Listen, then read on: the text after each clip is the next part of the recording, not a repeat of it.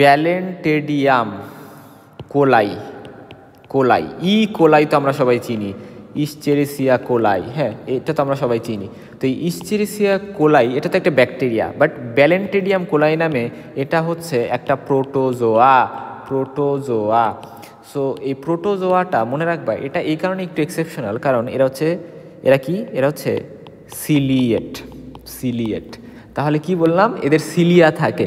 সাধারণত আমরা ফ্লাজিলেটস পড়ছি অনেকগুলা, ফ্লাজিলেটস, বাট এদের কিন্তু সিলিয়া থাকে, এই জিনিসটার কারণেই এরা এক্সেপশনাল। হ্যাঁ, প্রোটোজোয়ার মধ্যে শুধুমাত্র এই ব্যালেন্টেডিয়াম কোলাইয়েরই সিলিয়া থাকে, এই জিনিসটা ইম্পর্ট্যান্ট। এখন আসো যে এরা সব থেকে বড় ইন্টেস্টিনাল প্রোটোজোয়া, অর্থাৎ যতগুলো প্রোটোজোয়া আছে তার মধ্যে ইন্টেস্টিনাল প্রোটোজোয়ার মধ্যে সব থেকে বড় হচ্ছে এরা, এবং এরা ডিসেন্ট্রি করতে পারে এবং কোনিক ডায়রিয়া করতে পারে। সো কী কী ডিজিজ করে, এরা হচ্ছে ডিসেন্ট্রি করে এবং কোনিক ডায়রিয়া করতে পারে। হ্যাঁ, আচ্ছা, এবং এদের ন্যাচারাল হোস্ট হচ্ছে পিগ, ঠিক আছে, হিউম্যান হচ্ছে রেয়ার, ঠিক আছে।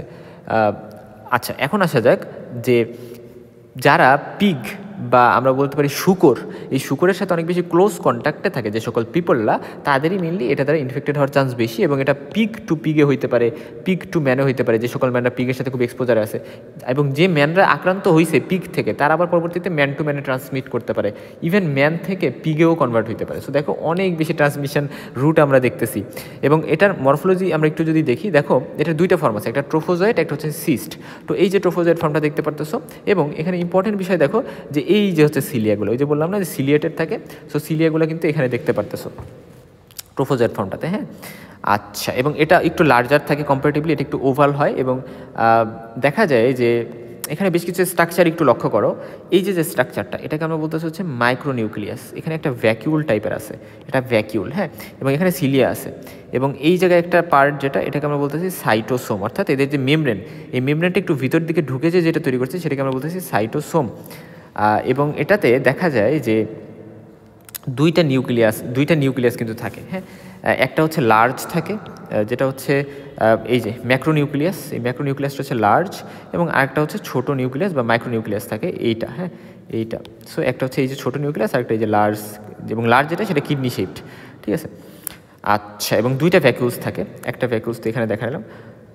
আচ্ছা, এবং ওই ভ্যাকিউলস যেগুলা এবং আরও অনেকগুলো ভ্যাকুলস এখানে আমরা থাকবে, এগুলো ফুড ভ্যাকুলস আছে এখানে। আচ্ছা, এবং সিস্টে হচ্ছে ট্রোফোজয়েড থেকে একটু ছোটো হয়, এই জিনিসটা মনে রাখো, এবং আমরা ট্রোফোজয়েডে এই অনেকগুলো মানে সিলিয়া দেখলাম। আচ্ছা, এখন আসা যাক যে এরা সিস্ট ফর্মটা। সো দেখো আমরা যখন আমরা বলছিলাম যে আচ্ছা আমরা মানে যখন এন্টামোeba হিস্টোলাইটিকা পড়ছিলাম, জিয়ার্ডিয়া ল্যামলিয়া পড়ছিলাম, বা জিয়ার্ডি ইন্টেস্টিনালিস পড়ছিলাম, বা আমরা কিপ্টোস্পোরিডিয়াম পড়ছিলাম, সব জায়গায় বলছি যে সিস্ট ফর্মটা ঢুকে ফার্স্টে। সো ঢুকে বডিতে, এবং কিসের মাধ্যমে, কন্টামিনেটেড ফুড, ওয়াটার, ঠিক আছে, অথবা পিগের সাথে ডাইরেক্ট কন্ট্যাক্টের মাধ্যমে এটা কিন্তু ব্যালেন্টেডিয়াম কোলাই কিন্তু ছড়াইতে পারে। সো এই সিস্টটা বডিতে ঢুকবে এনিহাউ, ঢোকার পরে এই সিস্টটা জিআইটি ট্র্যাক্টে যাবে, এবং সেখানে এই সিস্টটা ভেঙে যাবে, রিলিজ করবে ট্রোফোজয়েড, এবং ট্রোফোজয়েডটা পরবর্তীতে কোলনকে অ্যাটাক করবে, এবং কোলনকে অ্যাটাক করে এরা সেখানে ইনফ্লামেশন করবে, আলসারেশন করবে, ঠিক আছে, মানে লার্জ ইন্টেস্টাইনে।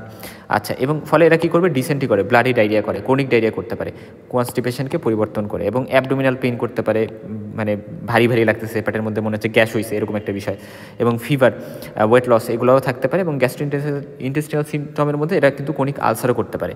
সো ডায়াগনোসিস কীভাবে করবো, মেইনলি আমরা ট্রোফোজয়েড বা সিস্ট যে ফর্মটা সেটা স্টুল স্যাম্পলে দেখব, এবং আমরা স্টুল কালচারও করতে পারি, পিসিআর করতে পারি, এবং অ্যান্টিবডি টেস্ট করতে পারি, যদিও এটা করা হয় না নর্মালি স্যার, তার মানে মাইক্রোস্কোপিতে আমরা ট্রোফোজয়েড সিস্ট দেখবো, স্টুল কালচার করতে পারি, এবং সেখানে আমরা অর্গানিজমটা গ্রো করলে সেটা দেখতে পারি, এবং পিসিআর করতে পারি। সো এই জিনিসগুলোই ব্যালেন্টেডিয়াম কোলাই নিয়ে আমাদের জানার দরকার ছিল।